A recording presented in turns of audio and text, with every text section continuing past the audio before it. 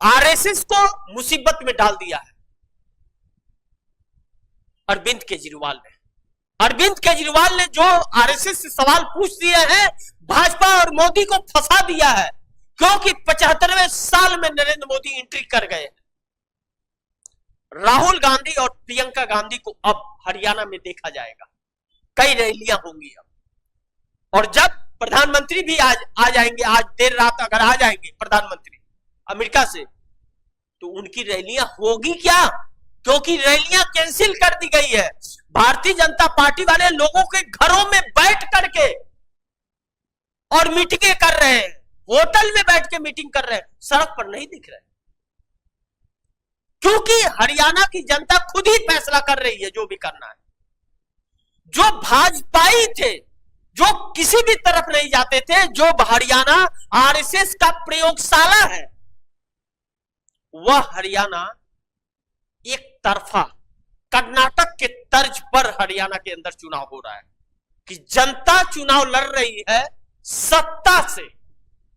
और पौने 10 साल मुख्यमंत्री रहे मनोहर लाल खट्टर, स्टेज पे खड़ा होने की ताकत और हिम्मत नहीं है। गोलियां चलवाई थी किसानों की। और यह देश जानना चाहता है कि हरियाणा और जम्मू कश्मीर से रिजल्ट क्या आने वाला है। सबकी नजर है, नहीं तो अलग अलग राज्यों की नजर हरियाणा पे नहीं पड़ती, जम्मू कश्मीर पे नहीं पड़ती। क्यों? कि यह हालात है, अगर जम्मू कश्मीर और हरियाणा हार गए नरेंद्र मोदी, तो महाराष्ट्र और झारखंड पक्का है और इनका डाउनफॉल चालू रहेगा। और नरेंद्र मोदी के लिए अंदर ही, भाजपा के अंदर ही बगावत हो जाएगी। भाजपा के कितने टुकड़े हैं?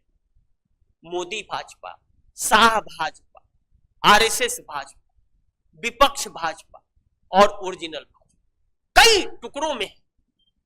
और यह दूसरों को टुकड़े टुकड़े गेंग करते हैं।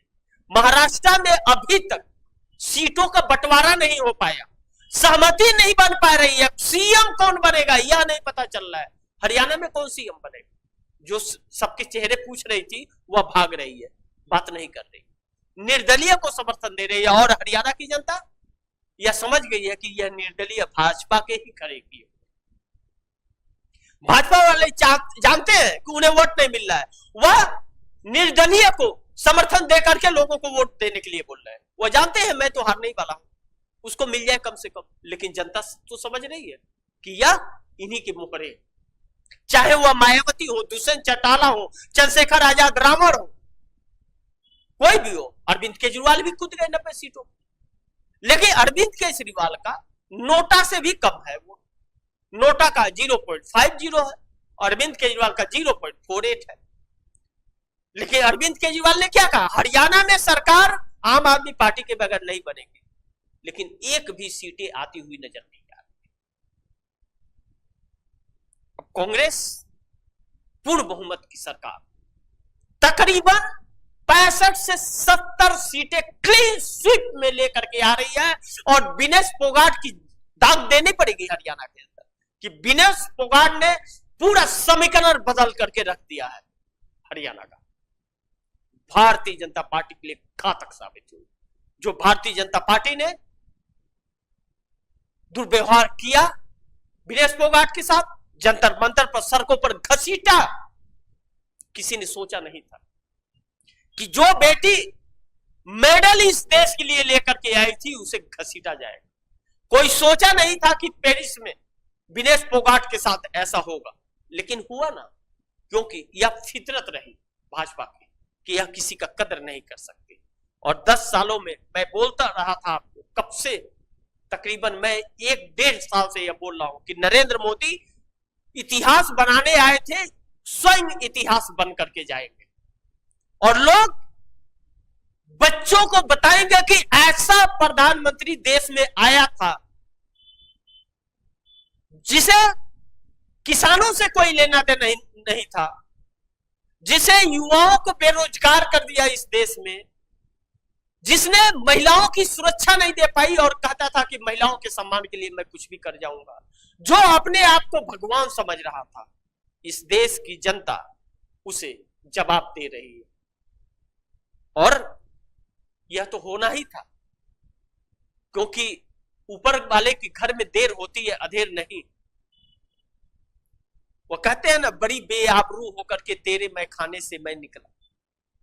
तो जो एक एक चुनाव हारने का जो तमगा अब लग रहा है, कभी जादू चलता था, जादू की छड़ी चलती थी, गोदी मीडिया कहती थी कि मास्टर स्ट्रोक, मोदी का मास्टर स्ट्रोक, कहती थी कि मोदी जी वर्ल्ड कप लाएंगे, जीतने वाला भी हार जाता था।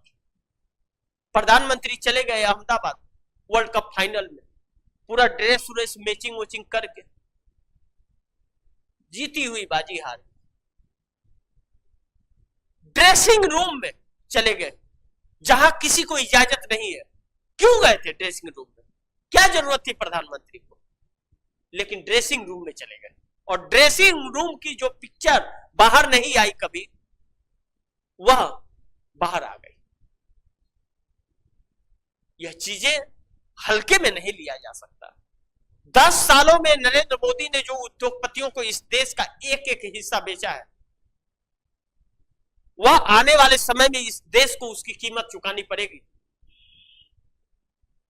जो उद्योगपतियों के पैसे को अपने देश की जीडीपी बता करके गुमराह कर रहा हो और गरीबों के खून को चूस कर वह उद्योगपतियों को फायदा पहुंचा रहा हो, वह इस देश के लिए कभी कुछ नहीं कर सकता। जो दूसरी की बात करके अपनी राजनीति रोटियां सेक रहा हो, वह इंसान देश के लिए कभी कुछ कर ही नहीं सकता। यह हकीकत है, इससे इंकार नहीं किया जा सकता। ऐसा होगा कभी आपने सोचा था क्या? लेकिन हो रहा है। क्यों? क्योंकि सरकार की सोच ही वही है। इनके पास कोई विजन नहीं है। 2047 में देश को विकसित करेंगे, यह एक जुमला है। महिला आरक्षण लेकर के आए तो वह कब चालू होगा? 29 में होगा कि 39 में होगा? कब होगा? नहीं, वह चुनाव की वजह से महिलाओं को आकर्षित करने के लिए लाए थे। लेकिन समय की नजाकत कि इनके काले चिट्ठे देश के सामने आ गए और इन लोगों को पीछे घसकना पड़ा।